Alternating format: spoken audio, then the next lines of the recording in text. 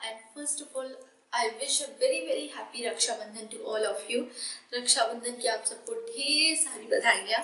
And Rakshabandhan के इतने अच्छे मौके पे मैं आप सबके लिए बहुत ही स्पेशल रेसिपी लेके आई हूँ, मावा लड्डू। एंड ये मावा लड्डू बहुत ही टेस्टी है और जितने ही टेस्टी हैं उतने ही कम टाइम में आपको 10 मिनट लगेंगे बनाने में। तो आप सोच सकते हैं आप अपने भाई को अपने हाथों से मावा हेल्दी टेस्टी मावा लड्डू वो भी 10 मिनट में रेडी करके खिलाएं, वो भी बिना घी के, ताकि वो हेल्थ कॉन्शियस भी अगर है तो वो आराम से खा ले। तो बिना घी के 10 मिनट में मावा लड्डू झटपट से टेस्टी टेस्टी चलिए हम बना के देखते हैं कि किस तरीके से हम 10 मिनट में लड्डू रेडी कर सकते हैं। एंड अगर आपको ये रेसिपी पसंद आती है तो प्लीज़ जितना हो सके लाइक करें एंड शेयर करें एंड सब्सक्राइब करें, ताकि और भी अच्छी हेल्दी यमी रेसिपीज आप तक पहुंच सकें। तो चलिए फिर देखते हैं झटपट से। तो लड्डू बनाने के लिए हमें जो इंग्रेडिएंट्स चाहिए, सबसे पहले मैंने लिया है बादाम और इसे 4 से 5 घंटे भिगो के रखे थे और इसके बाद मैंने उसको पील कर लिया, मतलब उसके छिलके उतार लिए हैं। एंड ये 1 कप है हमारा बादाम की क्वांटिटी जो है। नेक्स्ट लिया पिस्ताचियो यानी पिस्ता, ये 1/2 कप है, इसे भी अच्छे से वॉश कर लिया है। एंड वॉलनट्स ये 1/3 कप है यानी अखरोट, और ये सारे ड्राई फ्रूट्स हैं। एंड ये लिया है छोटी इलायची, केसर और थोड़ी सी हल्दी कलर के लिए, ऑप्शनल है टोटली। नेक्स्ट सबसे पहले हम एक कढ़ाई लेंगे, अभी फ्लेम को हाई करके रखा है और बादाम को अच्छे से ड्राई रोस्ट कर लेना है। बहुत ज़्यादा आपको ब्राउन नहीं करना है, बस इतना सा करना है कि जो, क्योंकि भिगोया हुआ बादाम था तो इसके अंदर का जितनी भी वाटर हो बची हुई वो अच्छे से निकल जाए।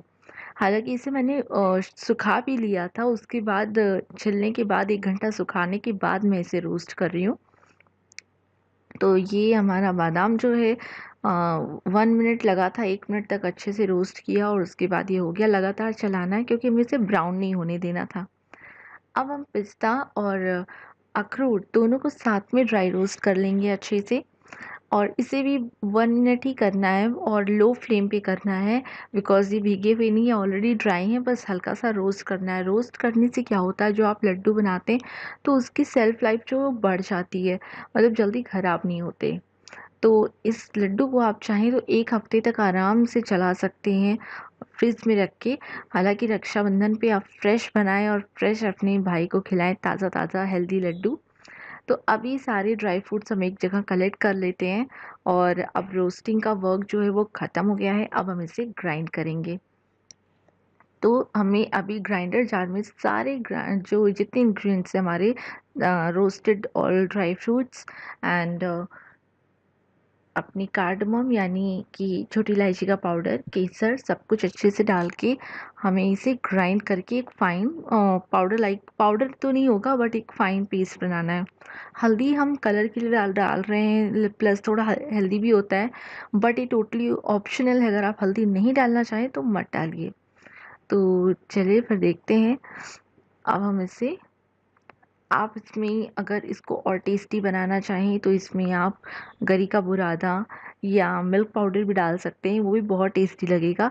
बट आप कुछ नहीं डालते, जितना इंग्रेडिएंट्स मैं यूज़ करी उतना करेंगे तो बहुत ही यमी एंड हेल्दी लड्डू बनके तैयार होगा। तो देखिए ग्राइंड हो चुका है, इसे अभी मैं शिफ्ट कर लेती हूँ। ये आपको मैं दिखाती हूँ एक बार, देखिए ये इसका टेक्सचर आया है। तो अब इसे एक बोल में शिफ्ट कर लेंगे। तो इसे मैंने एक बोल में पूरा खाली कर लिया है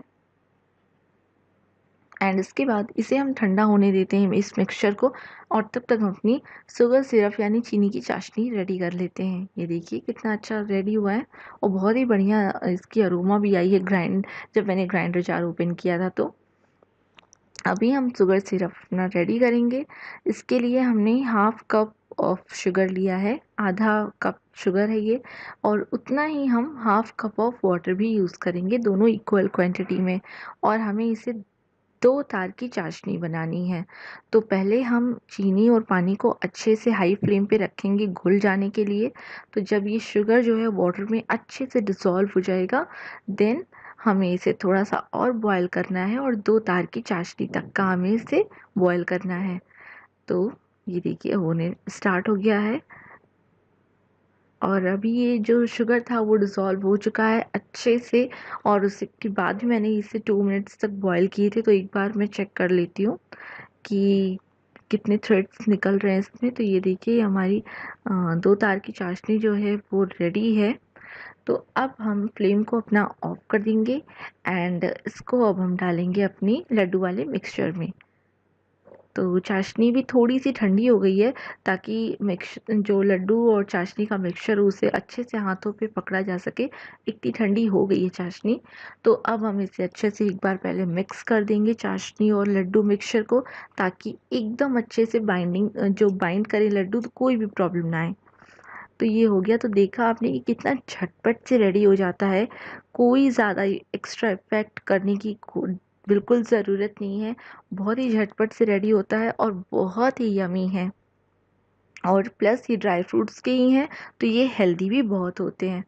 आप इसे मिल्क के साथ ऐसे भी जनरली भी ले सकते हैं। जो लोग जिम करते हैं वो लोग भी ले सकते हैं। अगर थोड़ा ज़्यादा हेल्थ कॉन्शियस हैं तो शुगर अवॉइड करना चाहें तो शुगर अवॉइड करके आप हनी भी इसमें मिक्स कर सकते हैं। टेस्ट डिफरेंट हो जाएगा बट हेल्दी काफ़ी रहेगा। तो अभी मिक्सचर रेडी है, अब हम इसका लड्डू बनाएंगे।